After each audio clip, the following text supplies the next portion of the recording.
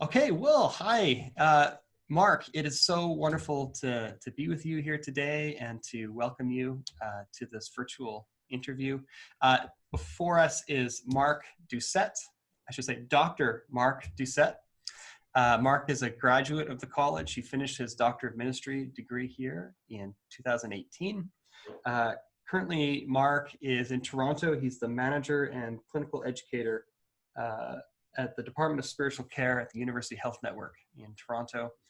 He's also a registered psychotherapist and certified with the Canadian Association of Spiritual Care. Mark, it's wonderful to be talking with you today and to hear about your experience at the college and how that education has prepared you for the work you're doing. So welcome. Thanks, Fred. Thanks. Good to see you. So, Mark, as you know, I've shared some questions with you. So let's start with maybe the standard typical question.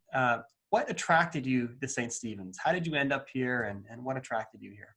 Okay. Well, I certainly looked at a number of different places to study, both across Canada and the States, and narrowed it down to two, St. Stephen's being one of them, and investigated both closely and actually was leaning towards the other institution for quite a while and explored it deeper. And what happened was, as I explored it deeper, I realized that St. Stephen's, first of all, allowed the distant education and the sense of part-time education was very real.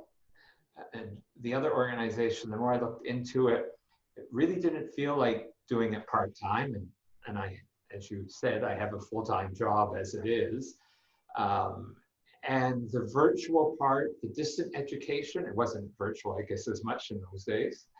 The distant education felt really very well developed. And I know from my profession and colleagues who have gone through St. Stephen's, many of them, that they had good experiences of that distant education. And then I think the real selling point for me was that I could begin my DMin studies, and it was tailored from the beginning to what I wanted to look at. So everything I did built to the thesis at the end, and I could use components of it. And the other thing that the appeal to St. Stephen's was they understood, you have a broad enough understanding of spirituality that even as I began to talk to people, they understood what I did. Where in other cases I felt, oh my God, here I am back to explaining what I do and how that's part of spiritual care. Right. One program I looked at, I said, it felt like doing an MDiv on steroids, because it was courses all laid out for the first 2 years, and they were all very Christian, religious centered. And I thought, well, I've done all that. Christology, historical, whereas St. Stephen's allowed me to plot my course from the beginning. Mark, I wonder, what did you find unique about your studies at St. Steve's? What really stood out for you? I think some of that, what stood out for me is what I said just a couple of minutes ago. I think the other was the sense of community that was built, really, and for me, not as much with fellow students, because again, I was so for the intensive, there was that connection, but then I was so distant living in Ontario, and it really didn't feel connected at that point. But the profs I had, the faculty I met were so encouraging. And this is a positive quality because the intensive weeks were intense. They were academic. I learned a lot. But for me, coming from where I come from and the work environment that I work in, and the intensity, there was also an aspect of those weeks that was like a retreat for me, in the sense of only having one thing to worry about, and just it was renewing for me spiritually, which I didn't expect. Yeah. And I think that was just both the environment, the context, the way the intensive weeks were rolled out. Yeah. I think especially when you're, as I understand, you were working full time while doing your DMin.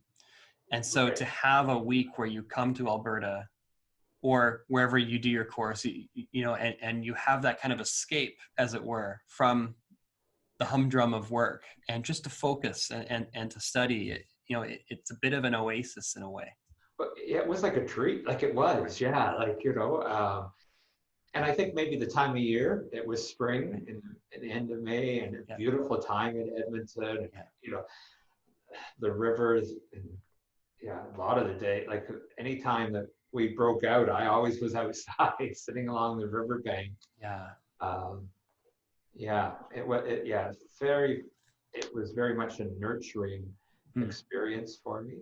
Beautiful. Just want to seize on that comment for a second. My next question is, how did your work at the college help you grow or develop in any number of ways, personally, intellectually, professionally, spiritually? It certainly helped me grow spiritually, renew spiritually. Like I say, it was like a week retreat. Actually, after the first year, looked forward to coming the other 2 years. It helped me grow spiritually in broadening some of my perspectives, looking at being able to articulate, put language to what my theological worldview was, and being exposed to others' worldviews. Professionally, it's given me a whole theory base. So I think one of the areas that spiritual care within healthcare is lacking in Canada is research, focused research. It's given me a foundation to understand that, and to be able to encourage others as to what research in spiritual care, even with my staff, what that can look like. And it doesn't have to be a thesis. It can be an art, and what's the foundation, what can go into that. You know, as lately as last week, one of my staff was telling me about a situation. I said, you know, that would make a great little research project. Right. And she said to me, I need to talk to you more about that because I don't hear that in what I'm saying to you. Right. So it's given me that, I guess, greater knowledge to be able to hear those opportunities for continued research. Right. That's wonderful. That integration of really robust and rich intellectual perspectives and engagement into the practice, right? So that when you're in that context with practitioners you work with, you're able to bring those research perspectives together. Yeah, I mean, I do recall, you know, when I was writing the thesis, thinking, if I don't get this done soon, the topic is going to change quickly. Right. Yeah. And I'm going to be out of step with where it was when I started. Right. But I quickly learned, and my committee helped me, is that the topic, in some ways, I hope this is appropriate to say, is secondary to the knowledge you gain around doing a thesis. Yeah. And the other skills. So there are it's not just the topic, there's a huge amount of skills you're learning. Right. And in fact, I still get pressured from a couple of people on my committee to do something around the methodology I use as being unique and contributive rather than the topic itself. Right. Yeah. So. Yeah, there is a real formative piece that surrounds the thesis, right? And I think that's maybe what the committee was getting at there, is that the formation of you as a practitioner and as a researcher is just as valuable, if not more valuable, than the actual topic you're getting at. And that's what I think that's what you take with you. long term. Absolutely, The yeah. topic can kind of get dated quickly or stale, but the other doesn't. Yeah. You're drawing on that constantly. Yeah. One last question for you, Marc, and we really appreciate your time. So thank you for joining us. You know, we're living at such a strange moment in history right now, and there are real and tangible needs in the world today that are, I think, accentuated all the more in this pandemic moment that we live in. How did your education at St. Steve's equip you for the work of addressing these real and tangible needs in our world? Wow. Just a nice light question there. Yeah, that's wow. That wasn't on the pre-sheet. Well, I guess it was. But I guess,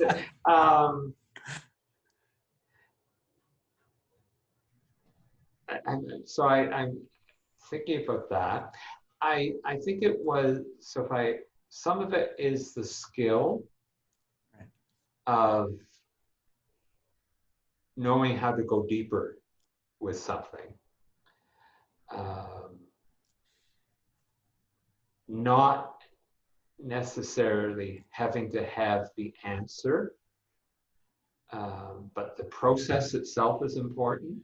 So I think right now, you know, with what we're facing with the pandemic and the ever-changing, we don't have the answers. But certainly St. Stephen's encouraged, and even in my own topic, encouraged living into the question more. And in my, you know, doing a phenomenological study, you know, even realizing that your own story is a huge contributor to the end. And so I think our stories now, our experiences are a huge contributor to whatever this end is going to look like, or the story that will be written. But if we move too quickly to the wanting the answer or solution, we're going to miss what might be the more appropriate learning out of all this.